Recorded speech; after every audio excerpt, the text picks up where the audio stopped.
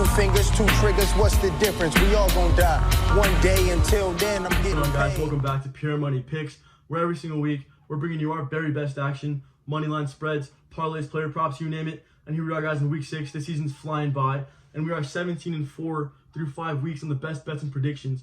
We play about 4 to 5 plays every single week here on YouTube, every single Thursday, and I appreciate the support from you guys. We're in week 5 predictions video. We get 10K views, where we hit the Jets as a dog alert in Denver. We hit the Chiefs to cover that spread, and we had the 49ers absolutely kill the Cowboys on national television, 42-10, cashing a bunch of slips for us, guys. Pure Money team was up on that one. I appreciate you guys for the support. And here we go, week 6 locked and loaded. We got some picks, we got some game picks, dog alert. We got some spreads and some player props per usual.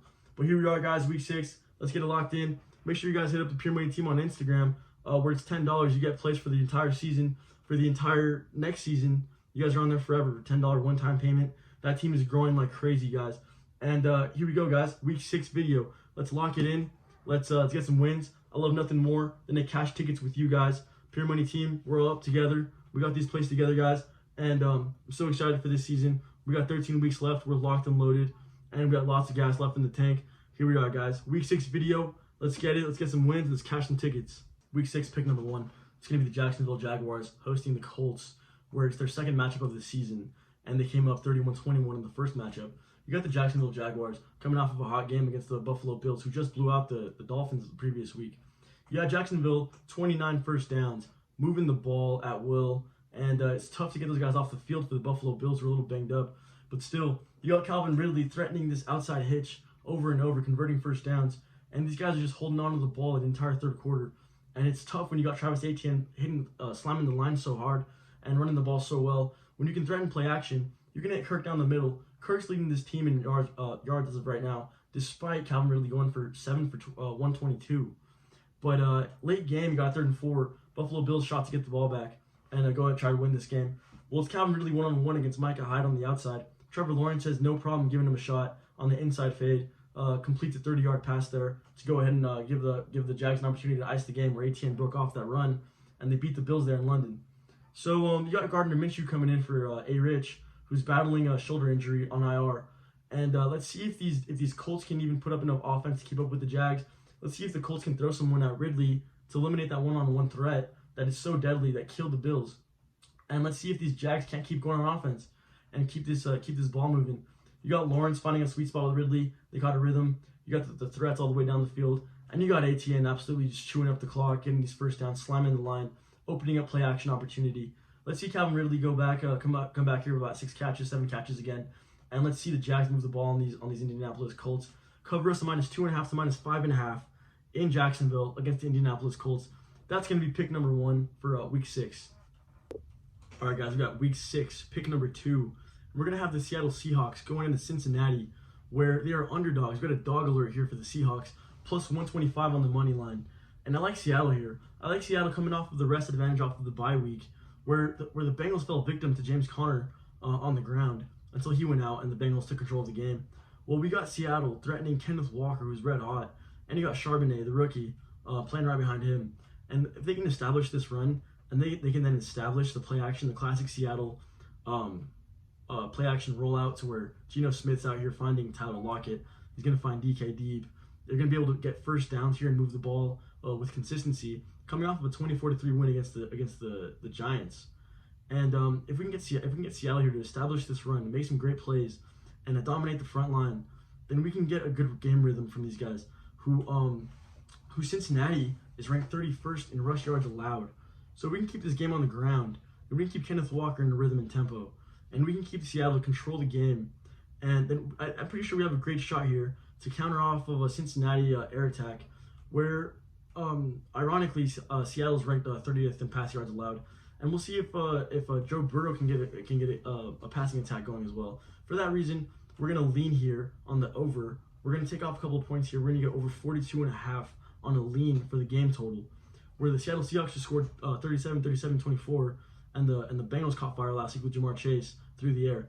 So if these guys can battle it out here, I think that Seattle can get pressure to Joe Burrow, and they can eliminate this pass threat, eliminate the run, and I think Seattle can pull it off here. Either way, That's going to be our dog alert play of the week for Seattle to beat the Cincinnati Bengals on the money line.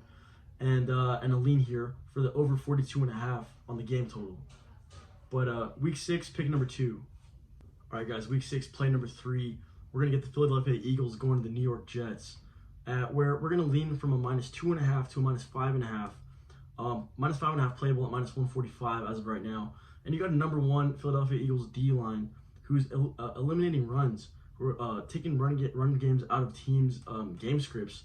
And if you want the Jets to go ahead and lean on this pass game, it's going to take a big game from Zach Wilson to not only move the ball down the field through the air, but to put up enough points to beat Jalen Hurts and AJ Brown, who have the ball on their side through the air. Well, you also got the number 1 run defense from the Philadelphia Eagles, where the Jets are leaning off Breece Hall 177-yard game, where they squeezed by the Denver Broncos. Luckily, because Russell Wilson fumbled that ball rolling out to the left last week. You also got Jets without Elijah Vera Tucker at guard. So you got Hurts coming off of a 300-yard game where they beat the Rams 24-13. A.J. Brown, 6 catches for 127 yards, where they got him going. You got the Philadelphia Eagles threat through the air. You got Philadelphia Eagles, one of the best O-lines in the league, giving DeAndre Swift 75-plus yards. It's going to be hard for these Jets defense to play the whole game for them, where if the Eagles can eliminate Breece Hall and keep him under like 60, 70 yards, I think the Philadelphia Eagles put up enough offense to cover -5.5, at least -2.5 to -5.5 against the New York Jets. That's going to be a parlay piece for us. That's week 6, pick number 3. The Eagles cover 2.5 to -5.5 against the New York Jets at -145, -5.5. That's going to be a parlay piece there, and that's pick number 3. All right, guys, pick number 5 of the week. And this is going to be the Detroit Lions going to Tampa Bay, who are -3 favorites. And we're going to go ahead and buy half a point there, -2.5, because we like to cover those field goals. And you got the Detroit Lions here coming in off a 42-point performance on the Panthers, absolutely destroyed them. And it's going to be the Lions rush game with David Montgomery, another game over 100 yards, where these guys are 3rd in the league in rush yards per game on offense, facing off against the Bucs team, who's 25th in rush yards allowed. I think that the Lions O-line is good enough to create a tempo here for Montgomery. Not sure if Gibbs will suit up this game, but if they can get a run game going here, I think the Lions can open it up for Amon-Ra St. Brown to have a great game, where Josh Reynolds, in Amon-Ra's absence, put up 7 catches for 52 and a touchdown. Sam Laporta scored twice. Jared Goff going 20 for 28, 236, 3 touchdowns against the Panthers. So it's going to be a battle of the Bucs defense. See if they can go ahead and try to put a stop to that run game and ruin the tempo there. Force some 3 and outs for the Bucs. That's going to be something that they need to do to have a chance in this game. Another thing here is looking at the Bucs, kind of a softer schedule, starting off at 3-1, where they got exposed by the Philadelphia Eagles, and we were all over that game a couple weeks ago, 3 weeks ago, I believe. And you got the Bucs, who were +7 in turnover differential this season, and that's the reason they beat the Vikings. That's the reason they won the next week as well against the Jameis Winston Saints, or the 2 weeks after that.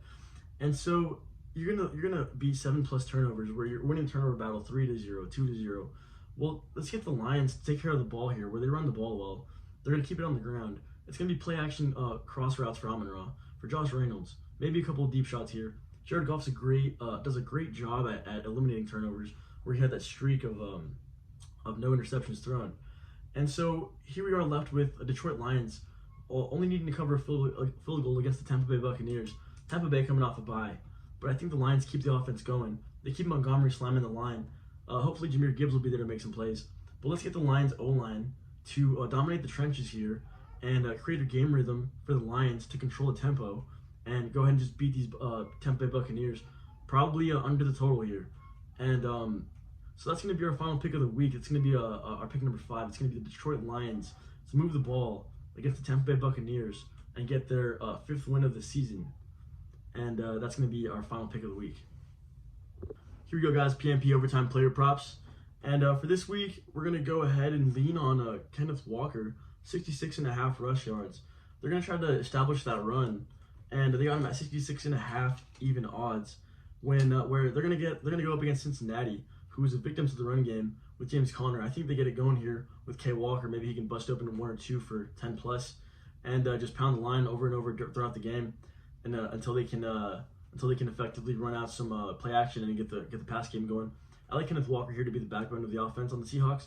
So 66.5 seems pretty okay. Tease it down to 55.5 to parlay it. But that's going to be pick number 1. We're going to go to pick number 2. It's going to be Calvin Ridley against the Colts, where he just went for 7 catches, and they found a little stride there, as I said earlier, with Trevor Lawrence. 4.5 receptions, that's even odds against the Colts there. Got Calvin Ridley, look for him to get some grabs there on those hitch routes towards the outside one-on-one. We're going to go for Breece Hall to eliminate this rush blitz.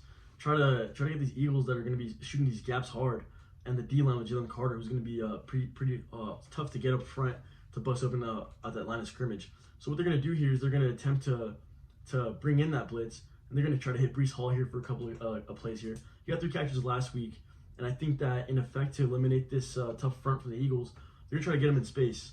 They're going to try to bust him open here a few times. So over 2.5 receptions plus 125. That's a pretty good odds there, and you can mix that up as well.